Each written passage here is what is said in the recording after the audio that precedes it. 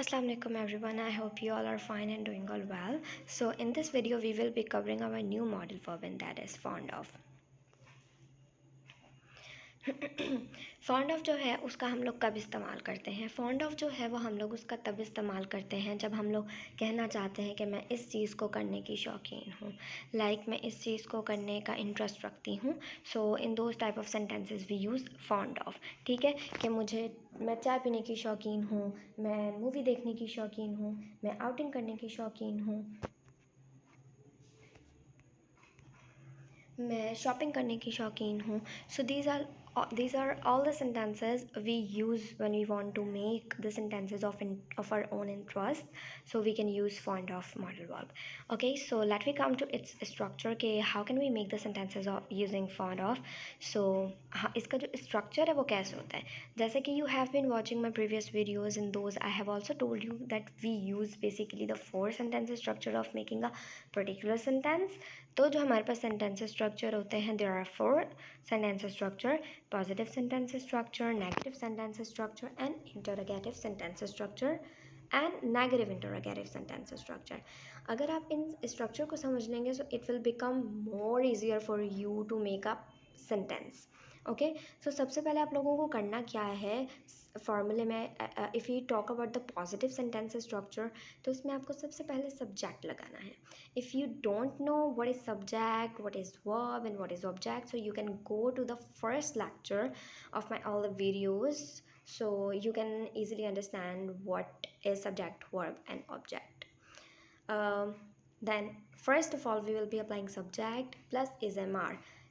These are this is basically the present tenses. Present tense I'm teaching to you, but if you want to make the past of the fond of, तो आप लोग is mr की जगह verb was verb का इस्तेमाल करेंगे.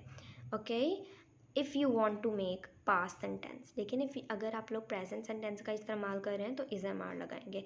और आप लोगों को पता है कि जब हमारे पास सिंगुलर होता है तो हम लोग इज़ लगाते हैं, प्लूरल होता है तो आर लगाते हैं, एंड जो आई है उसके साथ हम लोग एम का इस्तेमाल करते हैं. Subject plus is am are plus fond of लगाएंगे and plus no there will be the verb की fourth form we will be applying, not the first form of the verb. Actually it is some sort of mistake I have made while making the presentation for you. So I'm telling you that is not the verb की first form, that is basically the fourth form of the verb. ठीक है, you can correct it while writing down on your pages के verb की fourth form का हम लोग इस्तेमाल करेंगे. एंड देन ऑब्जेक्ट आएगा. रिमेंबर दैट थिंग के that is my mistake. I have mistakenly I have written the verb first form, but actually it is the fourth form of the verb. I will write that down on the description below too. Negative sentence structure में क्या होगा? Just not की addition होगी. Subject plus is am are plus not plus fond of plus verb की fourth form and so on. We have interrogative sentence structure जिसमें हम लोग पहले इज़ एम आर ले आएंगे, then plus subject plus fond of, और फिर हमारे पास वर्ब की फोर्थ फॉर्म और प्लस सब्जेक्ट. अगर आप लोग पास्ट का सेंटेंस बनाना चाहते हैं तो आप लोग वॉज वर्ब पहले लगाएंगे, देन प्लस सब्जेक्ट लगाएंगे, फिर फॉन्ड ऑफ, फिर वर्ब की फोर्थ फॉर्म एंड ऑब्जेक्ट. इसी तरह इंटरोगेटिव नेगेटिव सेंटेंस में भी स्ट्रक्चर में भी ऐसा ही होगा. इज़ एम आर पहले आ जाएगा, देन सब्जेक्ट, सिर्फ नॉट का इजाफा होगा क्योंकि you are now making the negative interrogative sentence. ठीक है, okay, so let we try to understand by the examples के how can we make the sentences using these formulas of fond of. ठीक है, so I have told you कि fond of हम लोग किस लिए इस्तेमाल करते हैं जब you want to tell about your interest. ठीक है, तो Haniya is fond of taking T. Hania जो है वो चाय पीने की शौकीन है. We do not use the verb drink with the tea, क्योंकि टी के साथ हम लोग अक्सर टेक का इस्तेमाल करते हैं. Drink tea will be looking some sort of weird using in making the sentences. ठीक है, so we prefer to use take with the tea. ठीक है, कभी भी ड्रिंक मत लगाइएगा टी के साथ. सो जब आप लोगों को नेगेटिव बनाना हो sentence, so you will be applying Hania is not fond of taking tea, कि हानिया चाय पीने की शौकीन नहीं है. Is Hania fond of taking tea? क्या हानिया चाय पीने की शौकीन है? Now you are asking is Hania not fond of taking tea? क्या हानिया चाय पीने की शौकीन नहीं है? सही है. So that was our first sentence as an example. So second example is that Cambridge students are fond of studying. Cambridge के जो स्टूडेंट्स हैं वो पढ़ाई करने के शौकीन हैं. But when you want to make the negative sentence, so Cambridge students are not fond of studying. Cambridge के जो स्टूडेंट हैं वो पढ़ाई करने के शौकीन नहीं हैं.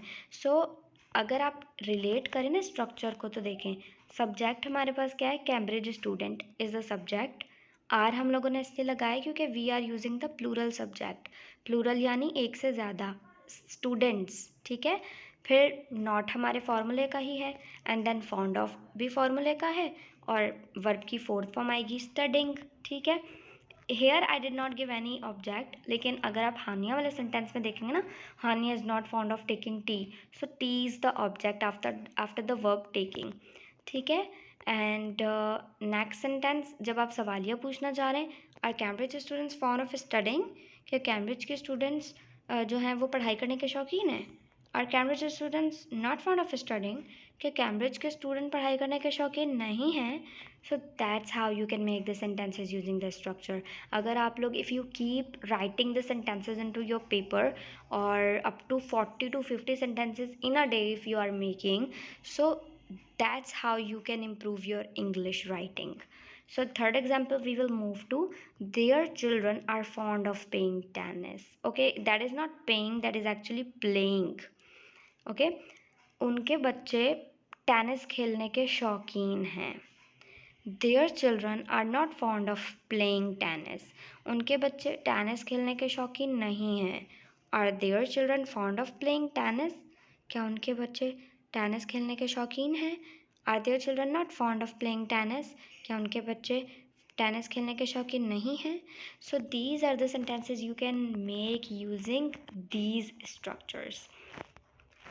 Okay, so there is the homework and the task you can call. I'm giving to you. You have to make 20 sentences of each structure. It can definitely increase your writing power, or until unless you don't start writing yourself, you cannot learn the things.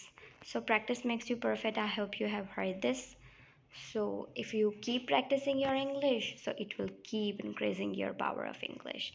So if you want to increase your powerful, if you want to make your English powerful, so you have to practice on it as much possible as you can.